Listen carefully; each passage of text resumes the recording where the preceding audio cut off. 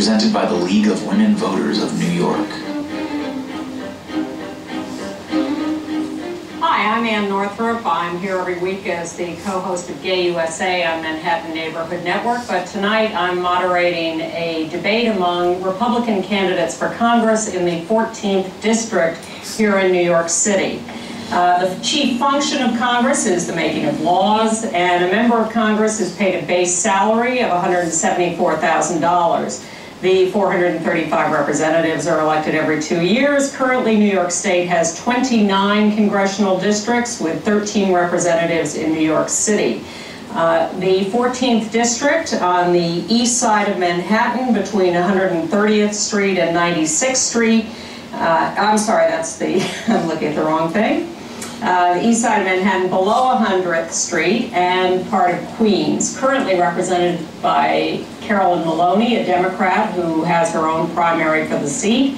We have tonight the 3 Republican candidates who will be running in the September 14th primary for the 14th Congressional District. Going from my immediate right here and moving down the line, first, and we've seated them by a blind draw of names. Dino. Thank you for having me here. You're very welcome. Ryan Brumberg. Thank you, and it's great to be here. And Roger Blank. And thank you. I appreciate the League of Women Voters' opportunity to speak with you today. This is a debate sponsored by the League and by Manhattan Neighborhood Network. So we have only half an hour, and let's plunge in. And I will start by going in the order we've drawn. I'd like each of you to tell me briefly what specifically you have accomplished in your life that's relevant to and uniquely qualifies you to represent people in Congress. I'll go first. I think it's my life story. The son of an Italian immigrant, came to this country with absolutely nothing, built a life as a small business owner, not only put food on our plates, but the plates of his 6 employees. My parents were divorced and I was raised by a single mom. She had to struggle just to get by and to get us a good education. It's taught me the value of hard work, and why I'm a Republican and why I joined this party a long time ago is that I believe in opportunity. Opportunity is the American dream. I can understand people have different backgrounds, different roles in life, and I think it gives me the hope and the trust in the individual that this is a great country where if you're able to work hard enough and get the right education, you can succeed. So I think I start there. In my professional career, I'm an attorney at the law firm of Debevoise and Plimpton.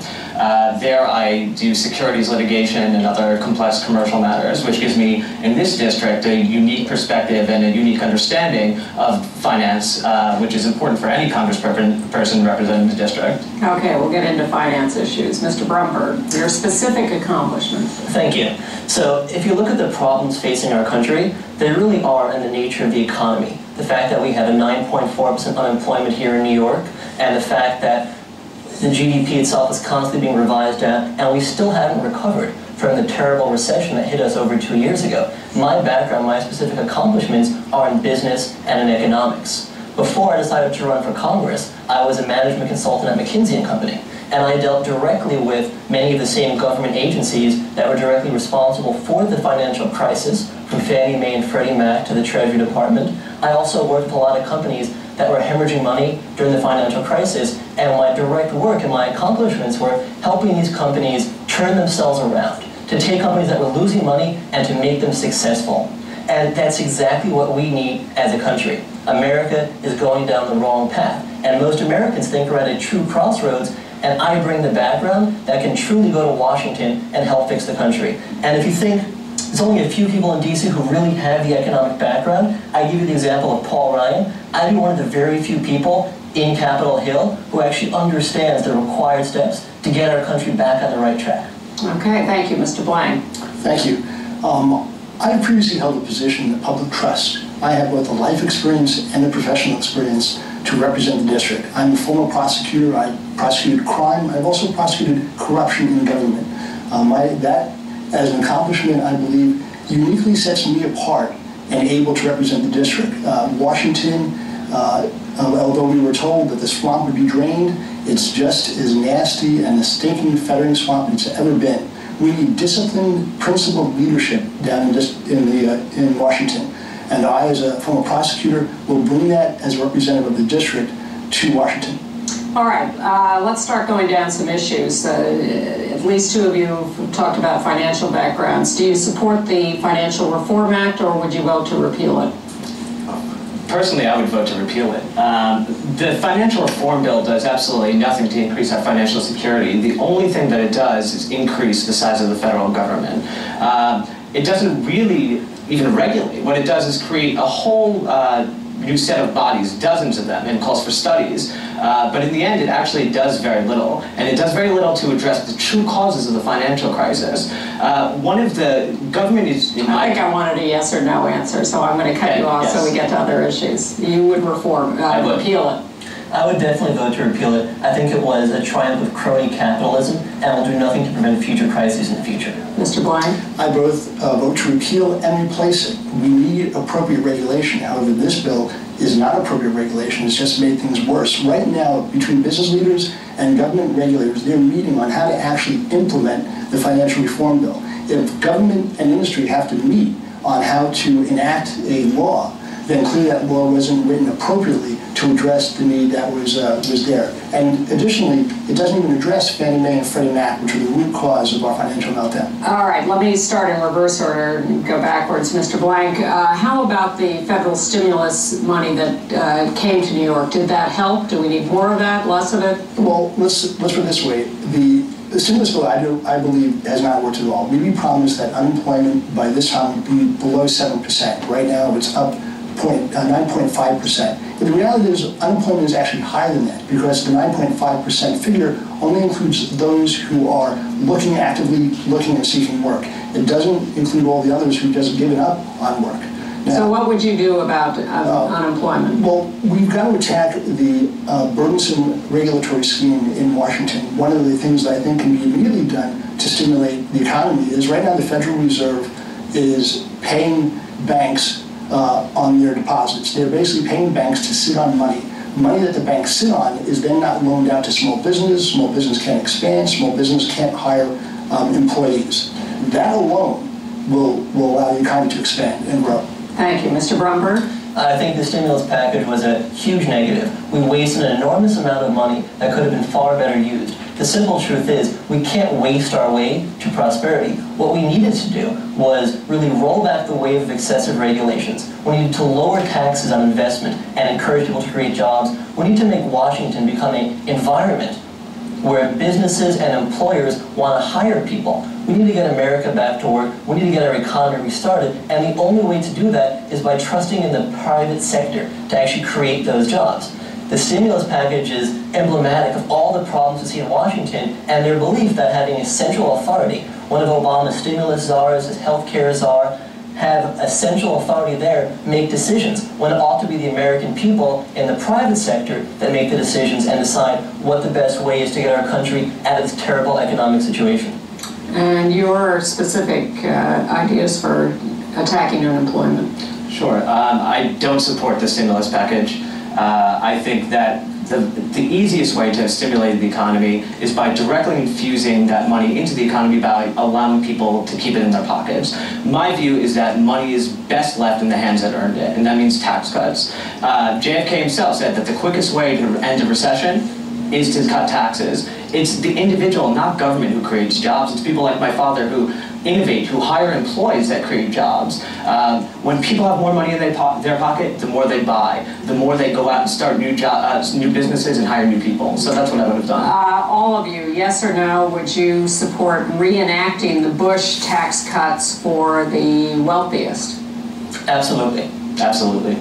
The Bush tax cuts must be extended, and must be extended permanently. Right now, if the Bush tax cuts are not extended, the average family in the 14th Congressional District will see a tax bill of $3,066 more than last year. Okay.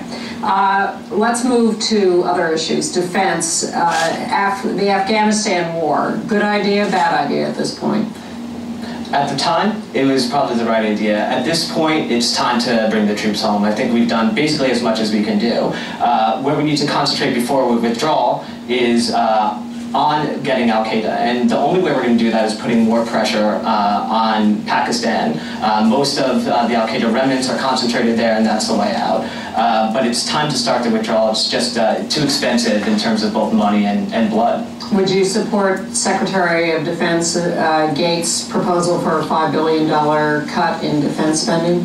I think look, I'm a fiscal conservative. We need to balance the budget. The fact is that military spending accounts for 25% of total federal spending. If we don't make cuts there, we're never going to balance the budget. So yes, I think that we should aim for, by 2014, cutting military spending by about 25%. We can do that mostly by bringing our troops home and by being a little more efficient. The GAO has estimated that we waste billions of dollars a year simply by buying unnecessary and obsolete pieces of equipment. And do you support the repeal of Don't Ask, Don't Tell?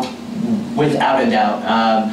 Look, when people risk their lives to fight for this country, we should have no more questions. That would be one of the first things that I would push for if elected to Congress. Mr. Broomberg, Afghanistan, defense cuts, don't ask, don't tell.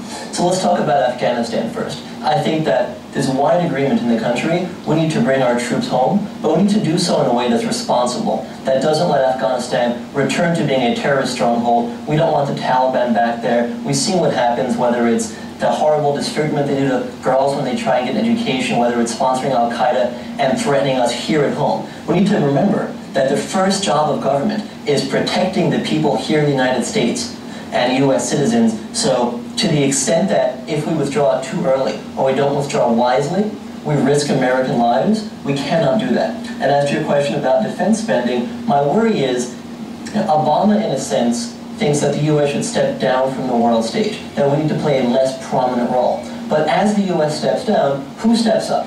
It's not going to be countries who are responsible citizens of the world. It's going to be countries like Iran, countries like Russia, countries like China, countries like Venezuela. So I'm worried that if we step down, which Obama wants us to do, it's going to be the enemies of the U.S., countries that don't believe in human rights, that step up and play more and more pressing role. As far as don't ask, don't tell, I personally am in favor of gay rights. However, in the area of the military, I would defer to the top military brass. And I do hope they quickly decide to encourage don't ask, don't tell to be repealed, and then I vote for it.